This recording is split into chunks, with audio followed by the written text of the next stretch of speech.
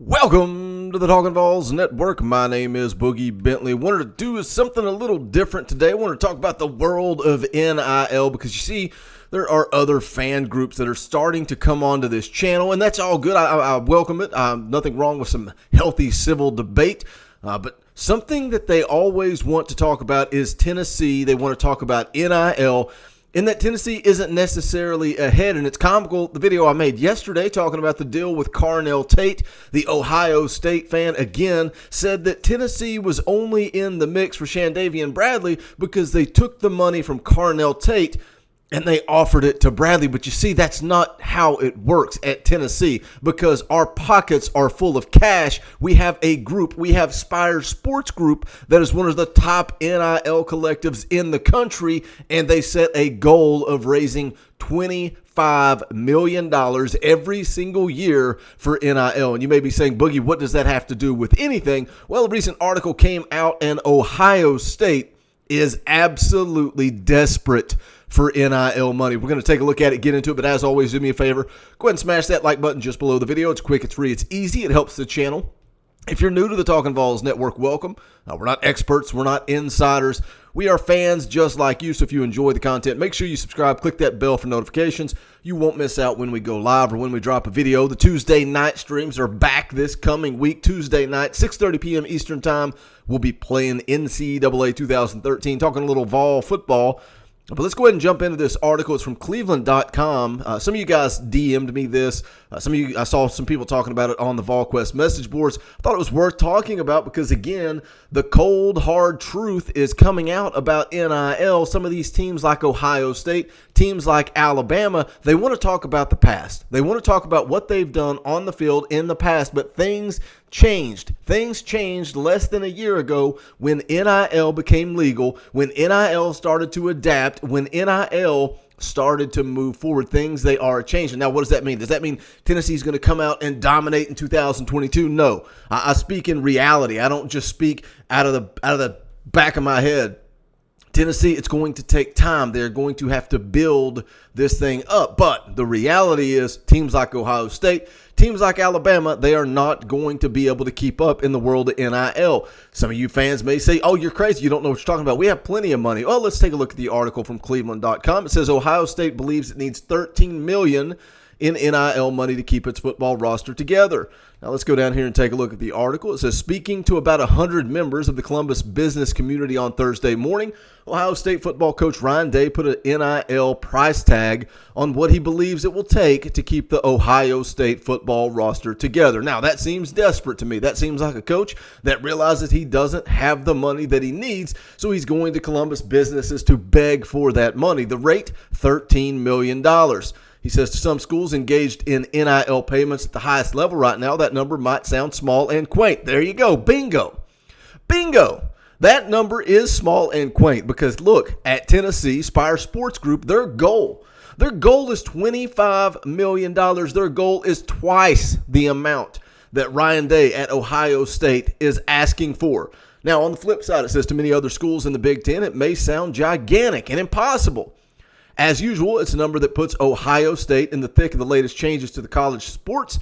As the Buckeyes always say, they want to straddle the line of keeping up with going too far. This is where the article kind of gets comical.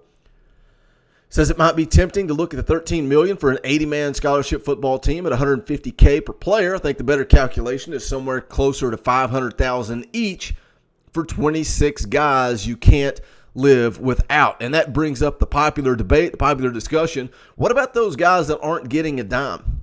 And that's not just about Ohio State. That's about Tennessee. It's about Alabama. It's about every football team in the country.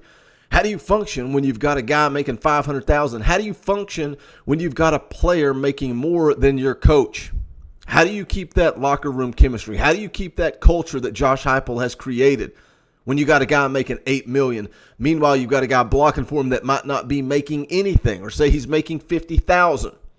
It's a problem with college football that you're going to have to figure out. They do it in the NFL every day. Can they do it in college football? The game's always changing. It says here Ohio State hosted the event at the Cavelli Center on campus to unveil an NIL corporate ambassador program to encourage businesses to hire OSU athletes through the athletic department. Businesses get the athletes as endorsers and can provide internship and educational opportunities, and the athletes get paid. It says the event was also a clear signal that Ohio State is making the moves it believes it needs to keep up in the unregulated NIL world, where the NCAA is sitting on the sidelines as states and athletic departments implement different rules and hand out millions of dollars in different ways to keep players on their teams and to get players to their teams. It goes on to say here, Ohio State, as it often does, is trying to occupy a middle ground. This is just hysterical at this point. It says Ohio State is trying to occupy a middle ground on a 30-minute panel featuring Day Athletic Director Gene Smith and Corey Hoyt, the Senior Associate AD overseeing the NIL effort. Smith referenced schools that are basically directly paying recruits through NIL right now, which isn't technically allowed by NCAA rules, but isn't currently being enforced at all. Isn't it funny? Isn't it comical that every single one of these athletic directors, every single one of these coaches, everybody that goes to the media, guys like Nick Saban, guys like Jimbo Fisher, say, I'm doing nothing. It's everybody else that's doing it. The guy that signed the number one class in 2022 says, I did nothing wrong. I did nothing wrong. But look at Nick Saban. He's been cheating forever. What does Nick Saban do? He said, we did it all by the book. We didn't pay a single player. Jimbo Fisher paid all of them. Jimbo's cheating. Now, here we got Ryan Day in Ohio State saying everybody else isn't following the rules, but we are. We are following the rules. Goes on to say, Smith said the Buckeyes won't get into the world of encouraging straight payments for the recruits. See, they won't. They won't. Everybody else is doing it, but Ohio State's going to keep it by the book. He says both with its new internal program and with its outside collectives continue to try to tie players to payment actions on video screens at the event. Possible player activities highlighted were brand endorsements, autograph signings, establishing camps, making appearances, and promoting businesses. Says the reality is that Ohio State can't fall behind. Smith and Day said they believe NIL and the transfer portal will sort itself out in the next 2 to 3 years.